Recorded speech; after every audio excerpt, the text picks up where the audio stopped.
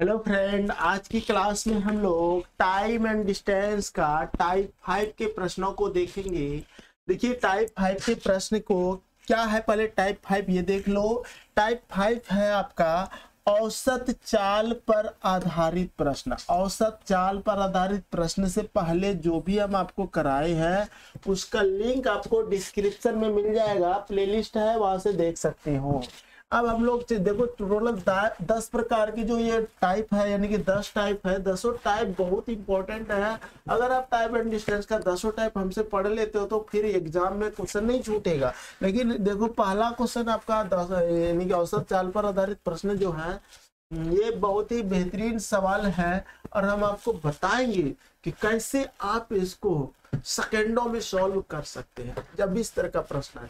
ठीक है, आप हमको पता है बहुत सारे स्टूडेंट इसको बनाता है। सूत्र जो फॉर्मूला है, ट्रिक है, ट्रिक याद रखता है इस तरह के प्रश्नों के लिए कि सर एक ट्रिक होता है ना, 2xy बटा x प्लस वाई। ठीक, ये ट्रिक आपका जब दो स्टेप में रहे तो बहुत ही फास्ट बनता है, लेकिन दो स्टेप में जब नहीं रहेगा, यानी कि दो बार, एक 12 किलोमीटर प्रति घंटा और 15 किलोमीटर प्रति घंटा ये बोला है तो ठीक है, यहाँ तक तो ये सूत्र में सही है। ठीक है, जब दो चाल रहे, दो चाल में ये सूत्र आप लगा सकते हो, लेकिन तीन चाल वाला में प्रॉब्लम करेगा। तो तीन चाल वाले जो क्वेश्चन आएगा उसको कैसे शॉर्ट में बनाएंगे वो बताएंगे आपको। फिलहाल समझो इसको, अगर आप सूत्र से बनाते हो तो देखो 2 गुना, जब भी औसत चाल की बात करें, दो चाल दे के औसत चाल बोले तो ये सूत्र लगा देना। 2 गुना यहाँ लिख देंगे 12, यहाँ लिख देंगे 15 और यहाँ पर लिख देंगे 12, 15 हो जाएगा आपका 27। कटा लोगे 3 तिया 9, 9 से ही कटा, 3 से कटा लो, 3 9 27, 3 चौक 12। ठीक है, और 9 से कटा लो 3 तिया 9 और 3 पचे 3 तिया 9, 3 पचे 15, 5 चौक 20, 40, 40 बटा 3 आया ना। आप इसको भाग लगाओगे 13 तिया 39 होता है, इतना किलोमीटर प्रति घंटा आपका आंसर। ये तो ठीक था, लेकिन इसको दूसरा तरीका क्या है सर? दूसरा तरीका भी है मेरे पास। देखो दूसरा तरीका में आप क्या सोचना है कि 12 और 15 का आपको एलसीएम लेना है। ठीक, 12 और 15 का एलसीएम क्या हो जाएगा? 60 हो जाएगा। ठीक, आपको इससे भाग लगा दो, 12 पंचे 60, फिर 15 चौके 60। ठीक है, अब देखो यहाँ पे ये जो दूरी जा रहा था, एक बार जाने का चाल है और एक बार आने का भी चाल है। तो 12 से गया, 15 से आया, तो टोटल अगर दूरी अगर 60 है तो 60 से गया फिर 60 दूरी आया, तो 60 60 120। ठीक है, इसका मतलब इसको गुना 2 कर दो, तो यानी कि 120 किलोमीटर कुल दूरी हो जाएगा जाने आने का, जाने का रोने का। और हमारा इससे भाग हो जाएगा 5 4 9, 9 से भाग लगा दो, 9 1 कम 9।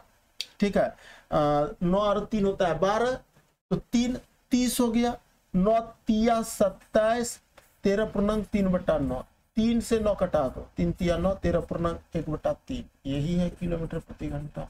ठीक, आप कहोगे सर कटाए क्यों नहीं है? यहाँ कटाओगे तो ये बहुत अच्छा, यहाँ कटा लो 3 तिया 9, 3 चौके 12, देखो 40 बटा 3 यहाँ पर भी था। ठीक, इस तरह से बनाएंगे। तो ये टाइप जो सेकेंड टाइप बताए ना, ये आपके लिए इंपॉर्टेंट है। ठीक, अब देखिए यहाँ पर दूसरा क्वेश्चन जो है, ए से बी तक 10 किलोमीटर प्रति घंटा, बी से सी तक 15 किलोमीटर प्रति घंटा तथा सी से डी तक 25 किलोमीटर प्रति घंटा की चाल से चलता है। यदि ए बी बराबर बी सी बराबर सी डी, तो पूरी यात्रा में उसकी औसत चाल क्या होगी? कहने का मतलब यह हुआ, यहाँ से यहाँ तक में 3 दूरी बोल रहा है। एक गया है 10 किलोमीटर प्रति घंटा से, फिर गया है 15 किलोमीटर से, और फिर गया 25 से, और तीनों दूरी बराबर है। ये जो लिखा हुआ है ना, इसका मतलब होता है कि तीनों दूरी बराबर है। तो आपको इसका एक फॉर्मूला तो बता ही रहे कि फॉर्मूला होता है 3xyz बटा xy plus yz plus zx, ये फॉर्मूला है। अगर आप इससे बनाना चाहते हो तो 3 गुना x की वैल्यू 10, 15 गुना 25। ठीक है, और बटा हो जाएगा यहाँ पे 10 गुना 15। ठीक है, प्लस 15 गुना 25। ठीक है, प्लस 10 गुना 25। ठीक, ये हो गया।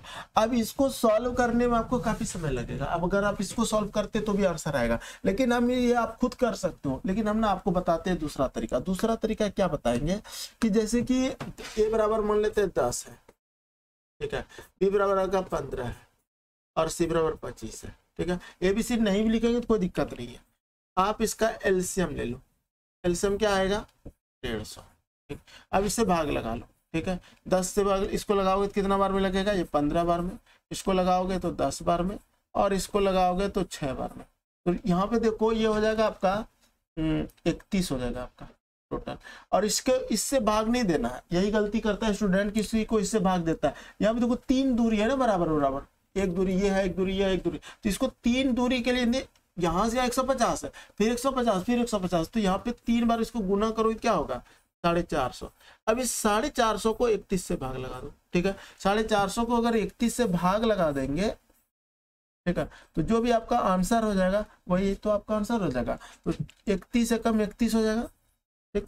5 में 1 जाएगा, 4 बचेगा, 4 में 3 जाएगा, 140।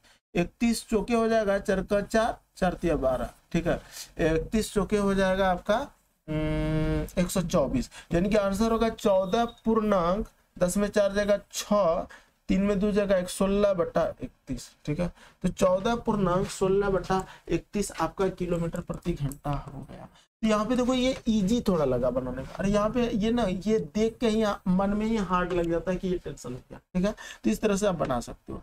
देखिए तीसरा सवाल क्या कहता है, एक व्यक्ति 10 किलोमीटर प्रति घंटा की दूरी 5 किलोमीटर 10 किलोमीटर की दूरी 5 किलोमीटर प्रति घंटा की, 12 किलोमीटर की दूरी 4 किलोमीटर प्रति घंटा की तथा 15 किलोमीटर की दूरी 3 किलोमीटर प्रति घंटा की चाल से चलता है। पूरी यात्रा में उसकी औसत चाल क्या है। देखो यहाँ पे ना आपका अलग अलग दूरी दिया है। पहले दूरी दिया है आपको 10 किलोमीटर, समझना बात को, पहला दूरी दिया है आपको 10 किलोमीटर और चाल दिया है 5 किलोमीटर, फिर 12 किलोमीटर दूरी दिया, फिर 15 किलोमीटर।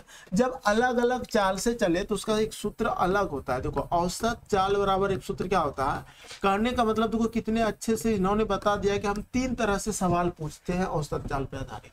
पहला 2 दूरी दिया, 2 चाल दिया, फिर तीसरा आपको दूसरा सवाल में 3 चाल दे के पूछा, और अगला में देखो अलग अलग दूरी दिया, अलग अलग चाल दिया है। तो उसके लिए औसत चाल बराबर सूत्र होता है कुल दूरी बटे कुल समय, कुल दूरी बटे कुल समय, ठीक है। इस तरीके से आप इसको सॉल्व कर सकते हो। देखो कुल दूरी आपका कितना हो जाएगा, तो कुल दूरी आप सबको जोड़ोगे 10 किलोमीटर, 12 किलोमीटर, 15 किलोमीटर, ठीक है। अब बेटा कुल समय, समय बराबर ऐसे सूत्र क्या होता है, दूरी बटा चाल होता है। समय बराबर दूरी बटा चाल होता है। इसका मतलब यह हुआ कि सर दूरी हमारा देख लो 10 किलोमीटर है, तो 10 बटा हो जाएगा हमारा 10 किलोमीटर की दूरी 5 किलोमीटर प्रति घंटा से, तो दूरी बटा 4 समय, फिर प्लस अगला 12 किलोमीटर की दूरी किससे 4 से, 4 प्लस, फिर 15 किलोमीटर की दूरी किससे 3 से, 3 प्लस। अब देखो इसको सबको जोड़ दो तो ये हो जाएगा हमारा 5 2 7 37, यानी कि 37 किलोमीटर हो जाएगा टोटल दूरी। और समय हो जाएगा देखो 5 दूना 10, 4 तिया 12, 3 पचे 15, 5 3 8 2 10, 10 से भाग लगा देंगे तो 3.7 किलोमीटर प्रति घंटा आपका आंसर हो गया। ये होता है बनाने का तरीका, ठीक है। कैसा लगा आप हमको कमेंट करके बताओ। छोटा सा टॉपिक था औसत चाल पर आधारित।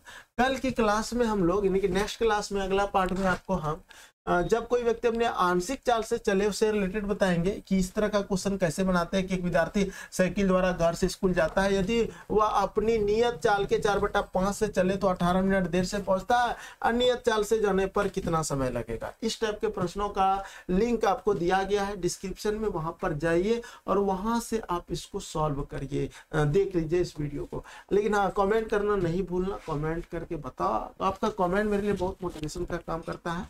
मिलते हैं नेक्स्ट क्लास में, धन्यवाद।